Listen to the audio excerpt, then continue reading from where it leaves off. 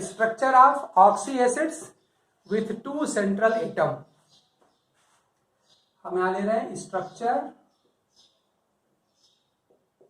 Of oxy acids with 2 central atom. CA को central आप समझेंगे। ये हम ऐसे ऑक्सी एसिड की बात अब करने चल रहे हैं जिसमें 2 सेंट्रल एटम होंगे। अच्छा, अब इसमें क्या करना होगा, छोटी सी एक नया रूल आपको यहां पर अप्लाई करना पड़ेगा। देखिए चूंकि 2 हमारे पास यहां पर सेंट्रल एटम है, तो वो दोनों आपस में कैसे जुड़े होंगे उनका हमको जानना बड़ा जरूरी है। अब देखिए इसके लिए 3 छोटी छोटी इंफॉर्मेशन आपको यहाँ पे अलग से देखनी पड़ेगी, याद करनी पड़ेगी कि जब 2 सेंट्रल एटम हैं तो वो दोनों सेंट्रल एटम आपस में कैसे जुड़े होंगे। तो देखिए पहला तरीका ये है, पहला ये है कि सबसे काम आप सेंट्रल एटम पहले आप डिसाइड कर लेंगे, पहला काम वही होगा। फिर उस सेंट्रल एटम का ऑक्सीडेशन स्टेट आप निकाल लीजिएगा, ये बहुत जरूरी है। और जब उसका ऑक्सीडेशन स्टेट अगर निकल जाएगा तो आप देखिएगा, और मैक्सिमम हम लोग को पता ही है, हम लोग पढ़े हुए हैं कि सल्फर का मैक्सिमम कितना होता है, 6 होता है। हाइड्रोजन कितना होता है, मैक्सिमम 7 तक होता है, हम सब लोग जानते हैं। फास्फोरस कितना होता है, मैक्सिमम 5 होता है। तो मैक्सिमम वाली बात आप पहले से याद रखिए, मैंने निकालना आपको पहले क्लास में बता दिया था कि फास्फोरस का मैक्सिमम जो होता है आप जानते हैं 5 होता है। ऑक्सीजन का सल्फर का आप जानते हैं कि मैक्सिमम 6 होता है, और हाइड्रोजन कितना होता है, 7 तक होता है। ये बात आप पहले से जानते रहिए। तो अब आप क्या करेंगे कि जो कंपाउंड आपको दिया जाएगा, जैसे ठीक है हमारे पास ढेर सारे एग्जाम्पल्स हैं, हमने लगभग 10-12 साल के आईआईटी को नीट को हमने देखा है, उसमें जितने एग्जाम्पल थे सब हमने नोट कर लिया है। जैसे मान लीजिए मैं छोटा एग्जाम्पल ले लूँ यहाँ पर H4P2O6, जैसे एग्जाम्पल हम ले रहे हैं यहाँ पर, ये हमारा है H4P2O6। देखिए आपके पास 2 यहाँ पर फास्फोरस आ गए, सेंट्रल एटम यहाँ पर 2 आ गए। तो अब देखिए जरा सा, पहला काम क्या करना पड़ेगा आपको कि पहले इस फास्फोरस का इस कंपाउंड में कितना ऑक्सीडेशन नंबर है वो आपको निकालना पड़ेगा। तो मान लीजिए H4P2O6 ऐसा है, H4P2O6 ये है। तो पहले P का निकाल लिया जाएगा ऑक्सीडेशन स्टेट, तो निकाल लेते हैं हम लोग। चलिए आप लोगों को निकालने आता भी है। इसका 6 दूना 12 -12 इसका हो जाएगा। अब 4 यहाँ से इसका कितना मिलेगा, अगर आप निकाल के अगर देखें आप तो इसका हो जाएगा -12, इसका हो जाएगा +4, और सब मिलकर के 0 होना चाहिए। तो इस P का P2 कितना हो जाएगा, P2 का हो जाएगा कितना, +8। तो P2 का +8 है ना, तो हमको तो पर एटम निकालना होता है, तो सिंगल P कितना हो जाएगा, +4 होगा। ध्यान दीजिए यहाँ पर कि P2 का यहाँ पर +8 आया है, 2 फास्फोरस का +8 आया, देखिए कितना होगा, +4। यानी आपका यहाँ जो फास्फोरस है वो +4 ऑक्सीडेशन स्टेट में है, ध्यान दीजिए। और फास्फोरस का मैक्सिमम कितना होता है, तो आप जानते हैं कि इसका कितना होता है, तो होता है 5। तो मैक्सिमम इसका होता है 5, प्रेजेंट टाइम में 4 है। यानी फास्फोरस का जो प्रेजेंट टाइम में प्रेजेंट मॉलिक्यूल में ऑक्सीडेशन स्टेट है वो कितना है, 4, और मैक्सिमम कितना होता है, 5, यानी मैक्सिमम से कम है।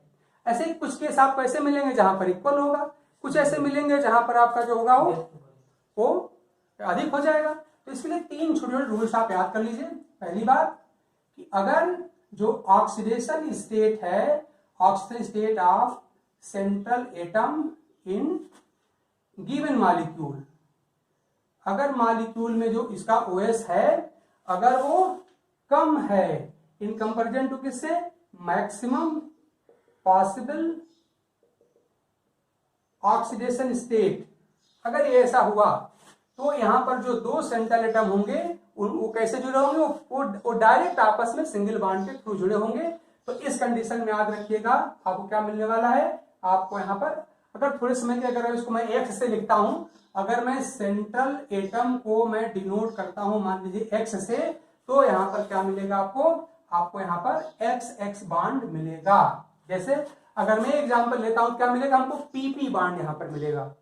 तो हमने आपको पहला रूल क्या बताया कि अगर oxidation state of central atom in molecule, जो हमको मॉलिक्यूल दिया गया है, इस मॉलिक्यूल में जो हमारा सेंट्रल एटम है, अगर इसका ऑक्सीडेशन स्टेट हमारे मैक्सिमम पॉसिबल से अगर उल्टा सिंबल लगा दिए हैं, अगर ये कम होगा तो यहां पर XX बॉन्ड मिलेगा।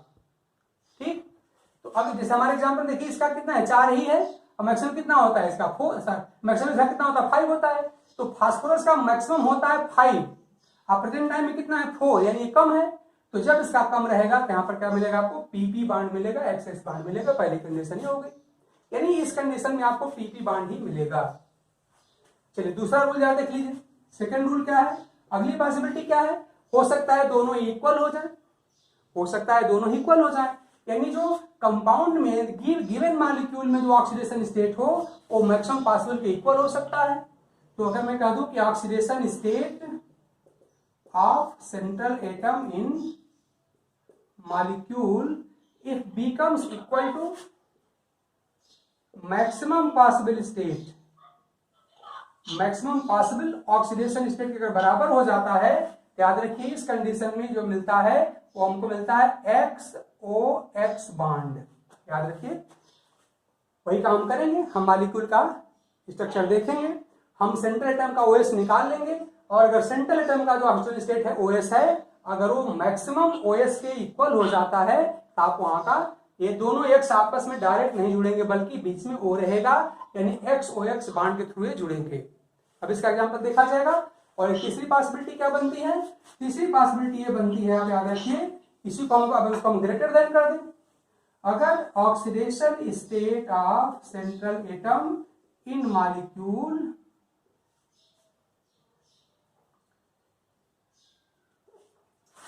becomes greater than maximum possible state,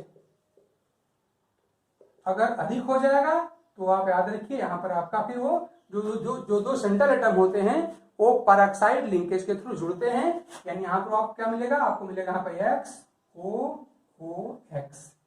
यही तीन छोटी छोटी इंफॉर्मेशन आपको अगर याद हो जाती हैं, समझ लेते हैं, तो हम किसी भी more than one central atom वाले मॉलिक्यूल का हम स्ट्रक्चर लिख लेंगे। तो हमने पहले कह दिया आपसे, पहला काम क्या करेंगे, सेंट्रल एटम डिसाइड कर लेंगे। दूसरा काम क्या करेंगे, इसका हम निकाल लेंगे, ऑक्सीजन स्टेट निकाल लेंगे। फिर मैक्सिमम हम पहले से जानते ही हैं, मेनली तीन आपको बार बार मिलते हैं, एक फास्फोरस वाला मिलता है, एक सल्फर वाला मिलता है और एक हेलोजन वाले मिलते हैं। तो फास्फोरस कितना होता है, मैक्सिमम 5 होता है, सल्फर कितना होता है, मैक्सिमम 6 होता है, और क्लोरीन कितना होता है, मैक्सिमम 7 होता है। तो हम देख लेंगे। अब फिर ये तीन रूल जो है अगर आपको याद रहेंगे तो आप खुद डिसाइड कर लेंगे कि हमारा जो दो सेंट्रल एटम है वो आपस में कैसे जुड़े होंगे, वो डायरेक्ट कब जुड़े होंगे, वो सिंगल O के थ्रू कब जुड़े होंगे, और पेरोक्साइड के थ्रू कब जुड़े होंगे, ये सारी बात आसानी से आप बता सकते हैं। तो इस तरह से हमने बता दिया आपको कि अगर ऑक्सीडेशन स्टेट अगर जो है वो मैक्सिमम से अगर कम है तो उस कंडीशन में आपका XX बॉन्ड होगा। अगर मैक्सिमम और मॉलिक्यूल में जो गिवन OS है अगर दोनों इक्वल हो गए तो फिर आप वहां पर आपको XOX बॉन्ड मिलेगा। और अगर कहीं जो मॉलिक्यूल जो गिवन है अगर उसका OS अधिक हो गया in comparison to maximum possible state तो फिर आपका वहां पर पेरोक्साइड लिंकेज के थ्रू दोनों आपके सेंट्रल एटम जुड़ेंगे। तो इस तरह से ये रूल आप याद रखेंगे ताकि बात बन पाएगी। मैं इसी को बना के आपको दिखा रहा हूं।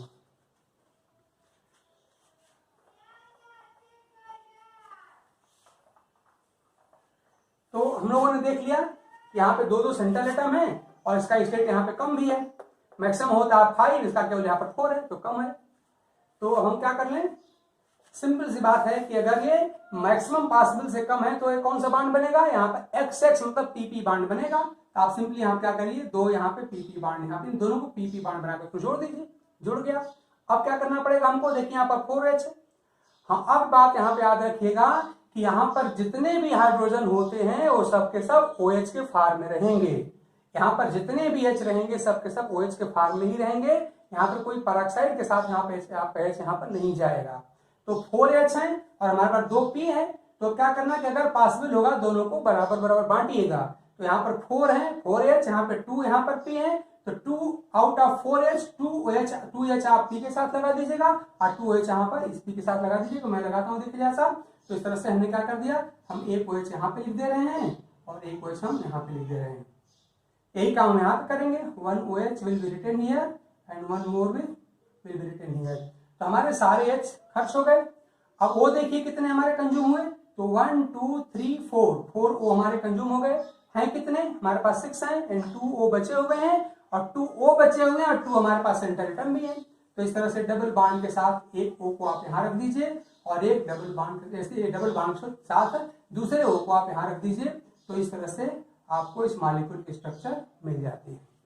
मैं फिर रिपीट कर दूं आपसे, क्या करना पड़ेगा, सबसे पहले इसका निकाल लीजिए ऑक्सीडेशन नंबर पर एटम। ध्यान दीजिए पर एटम निकालना है, P2 का यहाँ पर 8 था, हमको एक P का चाहिए, तो एक P का हमारा 4 हो जाएगा।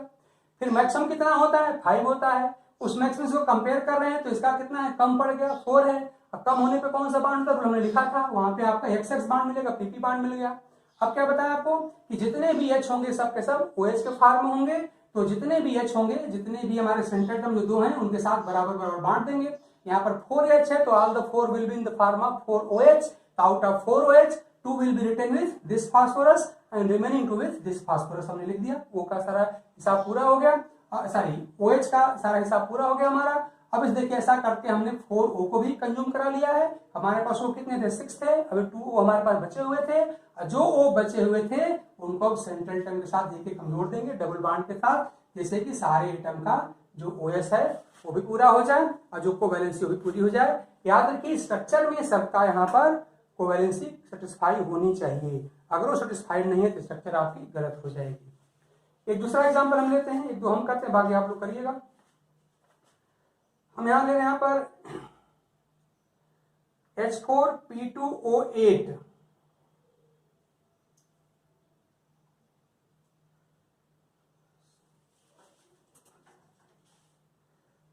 हम कर लेते हैं जिसमें किसी पड़ जाए।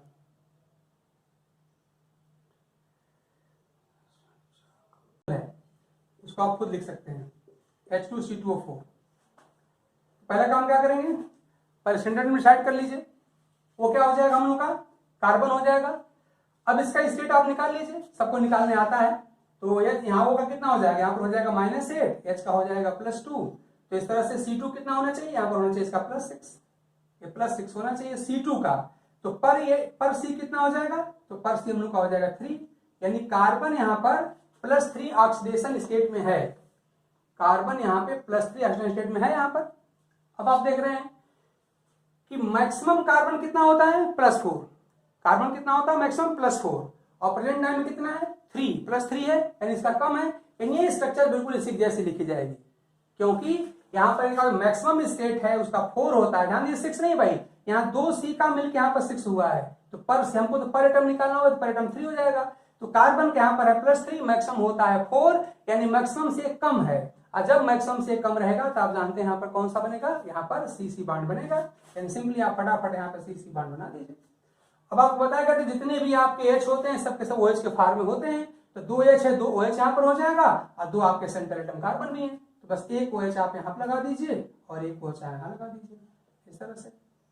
अब इसके बाद से क्या बचा, आपके पास O बचा, तो आउट ऑफ 4O हमने 2 को कंज्यूम करा लिया, यहाँ पे 2 बच गए, और 2 बचे हुए, और 2 हमारे पास सेंट्रल एटम भी है, तो जो 2 आपके बचे एक एक सेंट्रल एटम रख दीजिए। तो इस तरह से इसका स्ट्रक्चर आसानी से बन जाता है और सबकी वैलेंसी पूरी हो जाती है। अब मैं आपके सामने एग्जाम्पल लिख दे रहा हूँ 4-5, आप इसको खुद ट्राई करिए, और अगर कुछ प्रॉब्लम होगी तो बताइएगा, तो देखा जाएगा।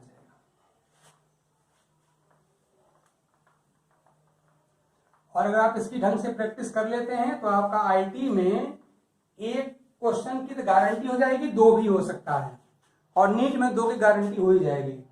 और इसके बाद पूरी ऑर्गेनिक केमिस्ट्री पढ़ना आपके लिए बड़ा ही कंफर्टेबल हो जाएगा, इजी हो जाएगा। तो इसको ढंग से प्रैक्टिस आप करिए। जैसे मान लो हम एग्जाम्पल आपके होमवर्क हम दे रहे हैं, क्योंकि अभी टाइम खत्म हो जाएगा तो वो नहीं पाएगा, ये 5 घंटा घर जाकर हम लिखेंगे तो सही। तो हम होमवर्क आपको दे रहे हैं 3-4, ट्राई करिएगा, टाइम मिलेगा तो देखा जाएगा। जैसे H4P2O7, इन सब का आपको स्ट्रक्चर लिखना है। तो पहला हमने लिखा है यहाँ पर H4P2O7, इसका लिखिए। फिर H4P2O8 भी कर दीजिए, H4P2O8 का लिखिए। इसी तरह से H4B2O5, H4B2O5 इसका आप ट्राई करिए। और H4B2O6 भी है, हालांकि सब फटाफट कोई प्रॉब्लम नहीं हो जाएगी सब। H4B2O6 इसका भी आप ट्राई करेंगे। ऐसे H2S2O4, H2S हो जाएगा, S का इसमें स्टेट कितना होगा, तो O का हो जाएगा आपका -8, H का हो जाएगा +2, यानी कितना मिलेगा 3 ना, 3 मिलेगा। जैसे यहाँ पर थर्ड स्टेट में अभी आप देख रहे हैं कि मैक्सिमम स्टेट से कम ही है, तो ऐसे कर लेगा, कोई प्रॉब्लम नहीं होगी। ऐसे H2SO5, यही सब अपना वो बढ़ाते जाइए, नया मिलता जाएगा। H2SO5, ऐसे H2SO6, ये सब आप लिख सकते हैं। इसी तरह से H2SO8 भी होता है। जैसे मान लो हम यहां कर दें H2SO8, इसमें बता जाएगा इसका कितना हो जाएगा, यहाँ पर हो जाएगा -16, यहाँ हो जाएगा +2, इसका कितना हो जाएगा फिर 7 हो जाएगा ना। यहाँ पर सल्फर यानी दोनों का मिलकर कितना होना चाहिए, यहाँ पर +14 होना चाहिए, तो पर सल्फर कितना हो जाएगा 7। हाँ देखो थोड़ा जल्दी करता हूँ क्या मैं इसको लिख के दिखा देता हूँ। इसका केवल 6 होता है, कितना गया 7। ध्यान दीजिए यहाँ पर थोड़ी केस बदल गई। मैक्सिमम पॉसिबल स्टेट आप जानते हैं सल्फर का, हम लोग जानते हैं कितना होता है 6 होता है, यहाँ कितना आ गया 7। यानी कि जब इसका स्टेट मैक्सिमम से अधिक हो जाए तो कौन क्या लिंकेज मिलता है, परऑक्साइड लिंकेज मिलता है। ध्यान दीजिए रूल नंबर 3 देखिए, मैं फट से करता हूँ, टाइम बहुत कम है, तो आप क्या करेंगे फटाफट, इस बार दोनों सल्फर कैसे जोड़ेंगे, इसको हम जोड़ेंगे SOOS, इससे जोड़ेंगे। ध्यान देना भाई, इसका जो गिवन स्टेट है +7 मैक्सिमम से अधिक हो गया, तो यहाँ पर कौन सा लिंकेज बनेगा, परऑक्साइड लिंकेज जुड़ेगा, तब फिर से परऑक्साइड लिंकेज बना दीजिए। बाकी सब रूल वही है। अब आपके H कितने, ध्यान दीजिए H कितने हैं आपके 2, तो जो H होंगे वो जुड़ जाएंगे किस फॉर्म में, OH के फॉर्म में, और इस H को OH के फॉर्म में आप सेंट्रल एटम के थ्रू जोड़िएगा। तो इस तरह से एक आपका OH यहाँ पर हो गया, एक OH आपका यहाँ हो गया। अब O का हिसाब कर लेते हैं, O कितने खर्च हो गए, 1 2 3 और 4 4 हमने खर्च कर दिए। हमारे पास है कितने, अभी 8 थे, 8 में से 4 खर्च हुआ, कितने बचे, 4 बच गए।